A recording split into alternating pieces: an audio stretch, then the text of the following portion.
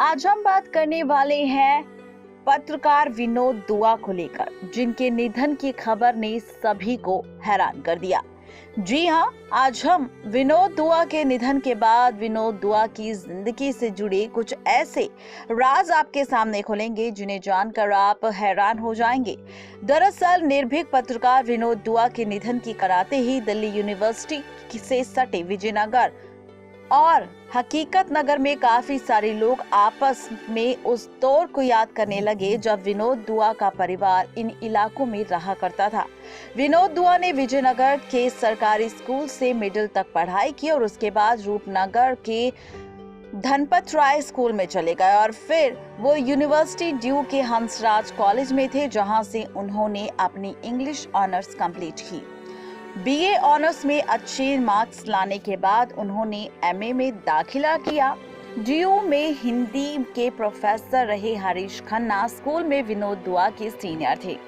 विनोद दुआ हमेशा काफी अच्छे छात्र थे और उन्होंने कहा कि मुझे याद है कि जब वो स्कूल की ड्रेस खाकी शॉर्ट्स और ब्लू शर्ट पहनकर स्कूल में डिबेट्स में भाग लेता था तो वो हमेशा अव्वल आता था। भावुक होते हुए हरीश खन्ना ने कहा कि दरअसल विनोद दुआ की पर्सनैलिटी को निखारने और संवारने में हंसराज कॉलेज के 2 अध्यापकों डॉक्टर कुलदीप सलील और डॉक्टर सत्येंद्र सिंह की अहम भूमिका थी, जिन्होंने विनोद दुआ को आकाशवाणी के युवाणी स्टेशन में जाकर कार्यक्रम पेश करने की एडवाइस दी। कहते हैं कि विनोद दुआ की युवाणी के माध्यम से मीडिया की दुनिया में पहला साक्षात्कार हुआ, जिसके बाद सन 1970 के दशक के बीच कई सारी बातचीत हुई।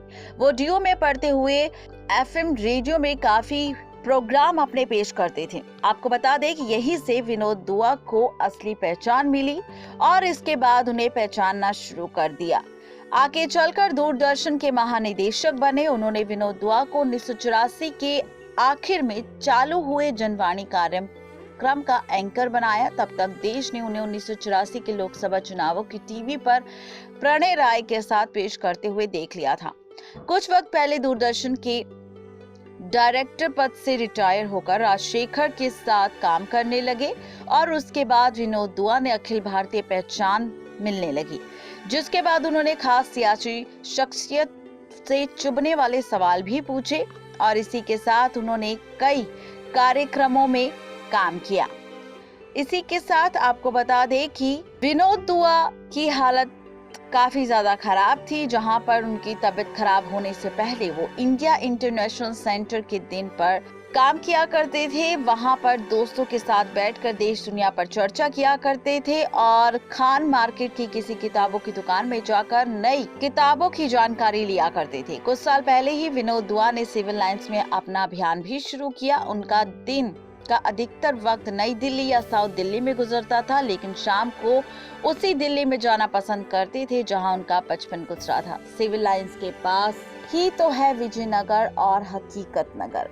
जी हाँ, तो ये है पूरी खबर, जहां पर विनोद दुआ के निधन के बाद उनसे जुड़ी तमाम खबरें सोशल मीडिया पर वायरल हो रही है। नेक्स्ट 9 लाइव की रिपोर्ट।